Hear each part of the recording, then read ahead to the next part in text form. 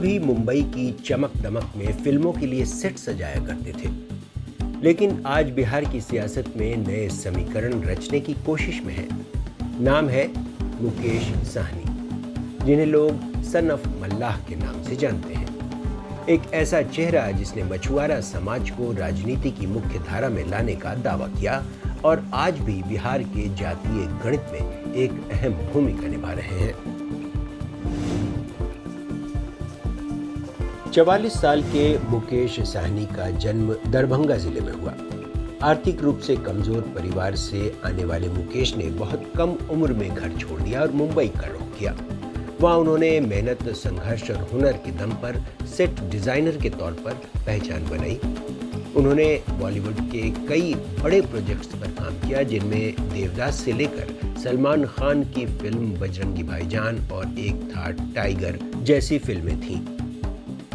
उनका खुद का production house Mukesh Sahni visuals private limited Mumbai की फिल्म इंडस्ट्री में अपनी रचनात्मक पहचान बना चुका था। लेकिन मुंबई की चमक दमक के बीच भी मुकेश सहनी का दिल बिहार की माटी में धड़कता रहा।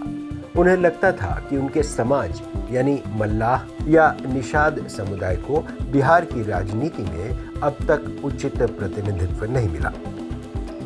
18 साल की उम्र में घर परिवार को छोड़कर मुंबई जैसे शहर चले गए और वहां पे जाके मजदूरी मैंने किया।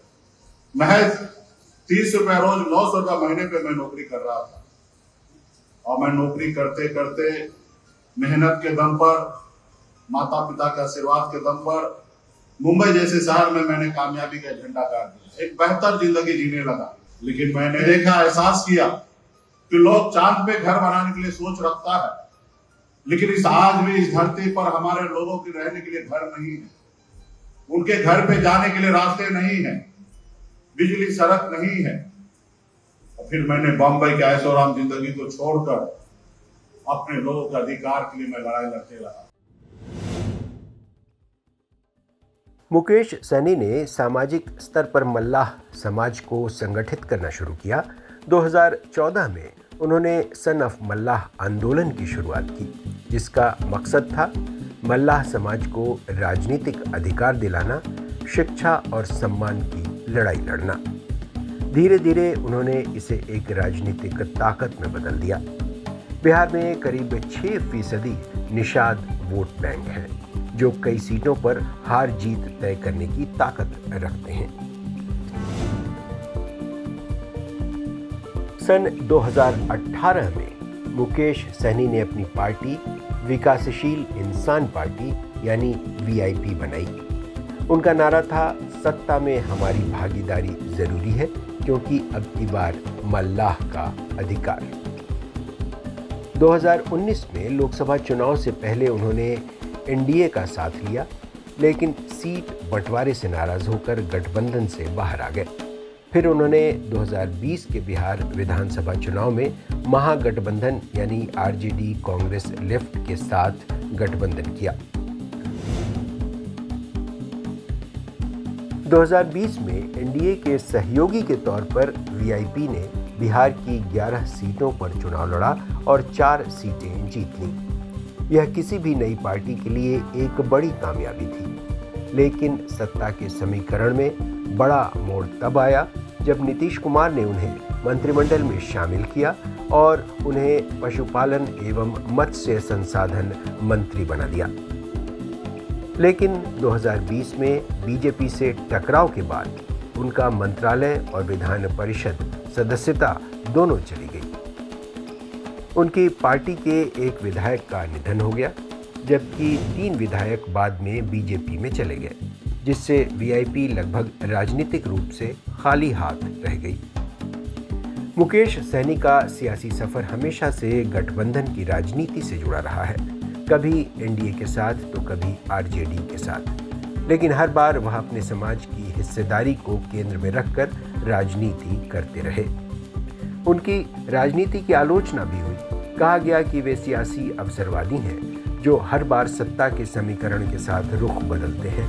वहीं उनके समर्थकों का मानना है कि सहनी बिहार की राजनीति में उस वर्ग की आवाज़ है जो सदियों से उपेक्षित रहा है। इस बार के बिहार विधानसभा चुनाव में मुकेश सहनी की भूमिका फिर से चर्चा में है। हालांकि उनकी पार्टी वर्तमान में विधानसभा में प्रतिनिधित्व नहीं रखती, लेकिन निषाद समाज का वोट बैंक अब भी उनकी सबसे बड़ी पूंजी है।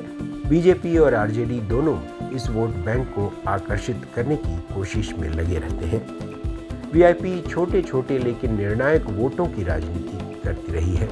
दरभंगा, मधुबनी, सहरसा, समस्तीपुर, मुजफ्फरपुर और पटना के गंगा किनारे वाले इलाकों में निषाद मतदाताओं की संख्या 10 से 18% तक है। ऐसे में मुकेश सहनी की एंट्री किसी भी गठबंधन के लिए किंग मेकर का काम कर सकती है। मुकेश सहनी एक आधुनिक तकनीकी समझ रखने वाले नेता हैं। सोशल मीडिया पर सक्रिय रहते हैं, खुद को नई सोच का नेता बताते हैं, हमेशा बिहारी पहचान और समाज के हक की बात करते हैं। कि उनके पास पैसा है, वो बनी हुई विधायक खरीद लेता है, बनी हुई सरकार खरीद लेता है, वो सरकार गिरा देता है। उनको मालूम है कि निषाद समाज कितना भी लड़ाई लड़ ले, जब चुनाव का समय आएगा तो समाज का वोट खरीद लेंगे। आपको बताना पड़ेगा कि हम निषाद का बेटा जाग चुके हैं, अपने बच्चे के भविष्य के लिए हम अपना वोट नहीं बेचेंगे। उनको बताना पड़ेगा, और जब वो बताएंगे तो समझेंगे, और जब समझेंगे तो वो डरेंगे, और डरेंगे तो आपका काम करेंगे। उनकी स्टाइल में बॉलीवुड के ग्लैमर और बिहारी जड़ों का अनोखा मिला जुला रूप देखने को मिलता है। बिहार की राजनीति में जहां जातीय समीकरण ही असली खेल है, वहां मुकेश सहनी जैसा चेहरा नजरअंदाज करना किसी भी पार्टी के लिए आसान नहीं। इसीलिए महागठबंधन ने मुकेश सहनी को उप मुख्यमंत्री के तौर पर पेश करके उनकी अहमियत का एहसास करा दिया है। साथ ही उनकी पार्टी वीआईपी को इस बार ज्यादा सीटें देकर मल्लाहों या निषाद समुदाय को अपने साथ जोड़ने की भी पूरी कोशिश की है। मुकेश सहनी का सफर बताता है कि राजनीति अब सिर्फ पुराने नामों का खेल नहीं रही। बिहार में एक नया नेतृत्व वर्ग उभर रहा है, जो मुंबई से, मीडिया से या समाज सेवा से आया हो, लेकिन अब सीधे जनता से संवाद कर रहा है। मुकेश सहनी की कहानी फिल्मी सेट से सियासी सेट तक की यात्रा है, जहां कैमरे के पीछे काम करने वाला एक कलाकार अब बिहार की सत्ता के फ्रेम में जगह तलाश रहा है। यह देखना दिलचस्प होगा कि सन ऑफ मल्लाह फिर से सियासत के समंदर में लहरें उठाता है या इस बार किनारे पर ठहर जाता है।